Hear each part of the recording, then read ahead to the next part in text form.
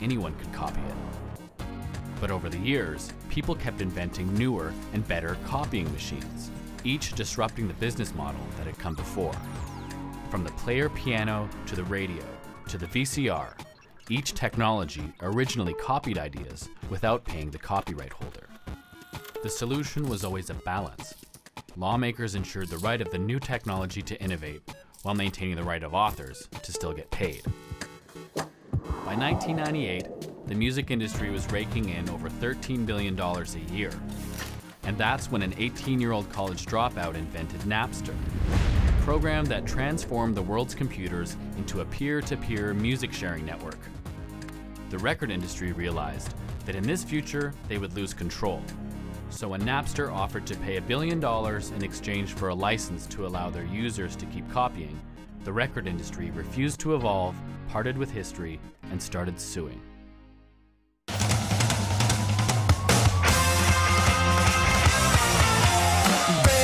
rocks in the hot sun, I fought the law and the law won. Napster. Law won. Hi, I'm one of the kids who was prosecuted for downloading music free off of the internet. What is it about this? In essence, it's about control. It's really about controlling what you own. To own and control his own art. Yes, is controlling that. Time out for 1 second. Part of what we're trying to do here is make people understand that what they're doing is illegal. That means come clean, delete your files, and promise to never, ever do it again. But Napster was a peer-to-peer technology, the opposite of broadcast. It allowed people to share files directly between individuals. You didn't need a central signal, you just needed a connection and a friend. And there were a lot more of us than there were of them. When Napster was shut down, it was like we were cockroaches, they'd turn the lights on, we all streamed under the furniture. And we had missed the fact that in 18 months, we'd assembled the largest library of human creativity ever, and we'd done it for free. When the courts shut Napster down, there were, I think, 52 million Napster users, and 50 million had voted for each political candidate in the presidential election.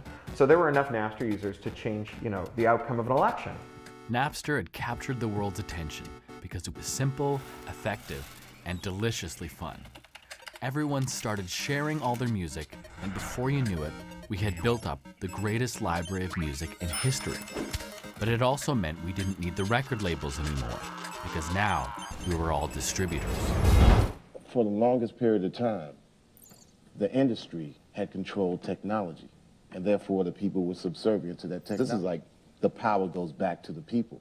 Right, and it's definitely been two different worlds. But there's millions of dollars involved in this. If the record company bosses don't take the money, then the internet people are going to somebody's going to profit off this. And if it's not the artist, then you're profiting illegal. It's bulletproof. I mean, It's bulletproof meaning what? That if you're going to do this, you're going to have people like Metallica with very deep pockets who are very tenacious on your back all the time, and whether that's something that you want to continue pursuing, basically. Welcome to point 2. The established powers of the past will always try to control the future.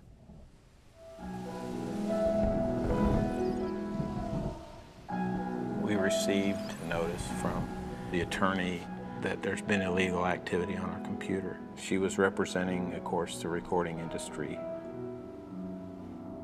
She said, you're guilty, Mr. Smith, of downloading songs illegally on your computer. And I said to the woman, I said, I've never downloaded songs. And she said, well, someone in your household must have. And I said, perhaps. I said, you have to understand my computer is our family computer. And on any given Friday or Saturday night, my child would have maybe dozens of friends over. And at that point, she said, well, we will send you a form, and you can implicate your child. I'm Don Smith. I'm a pastor and a ministry consultant from McKinney, Texas, in the Dallas, Texas area, and I have been sued for copyright infringement.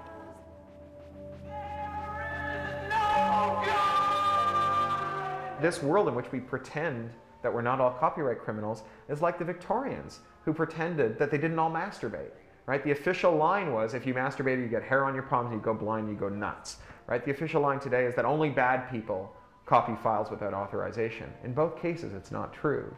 And I think that what's happening with copyright is the same thing that happened with masturbation, that people are starting to admit to each other, yeah, I do it too.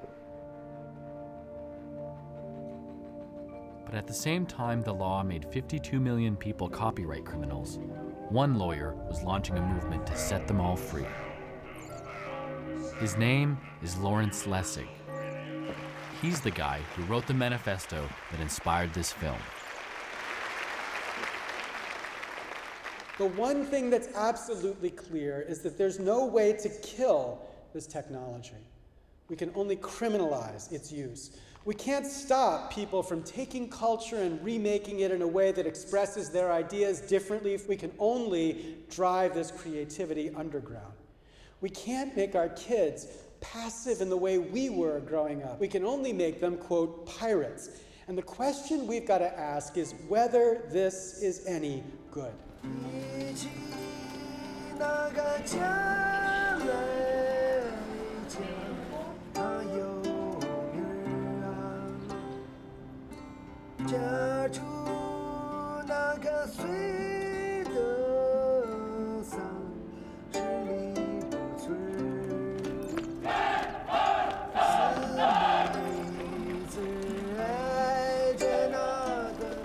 Lessig has been traveling the globe for over a decade, sounding the alarm on his own country's copyright policy.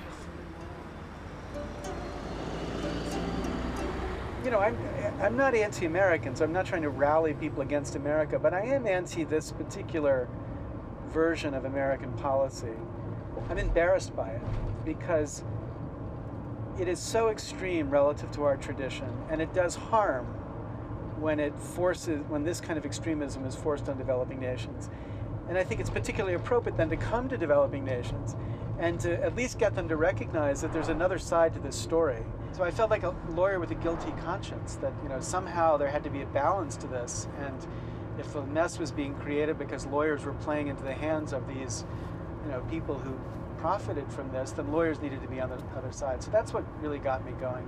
I want to make a mashup film, basically. I want to take all my favorite mashups, my favorite movies on these subjects, stuff I find on the internet, and I want to cut this together in a way that really tells the story of the last 10 years of copyright. I'm wondering if maybe you can take a look at it.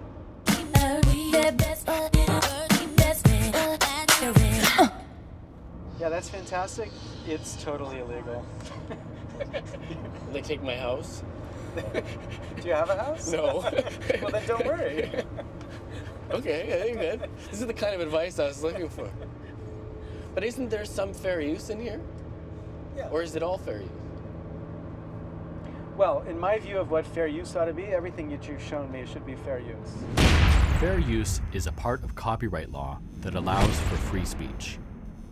I can use small amounts of copyrighted material to make an argument. I can still get sued, but now I have a defense.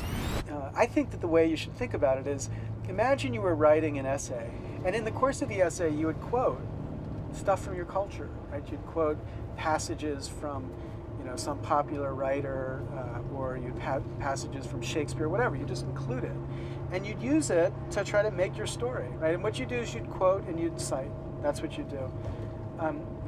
You should have the same freedom with film as that writer has with that text. Nobody would doubt that the writer could do that with the text, but it's a federal case whether you're allowed to do that with film. The coolest lawyer in the world just told me I'm making an illegal film.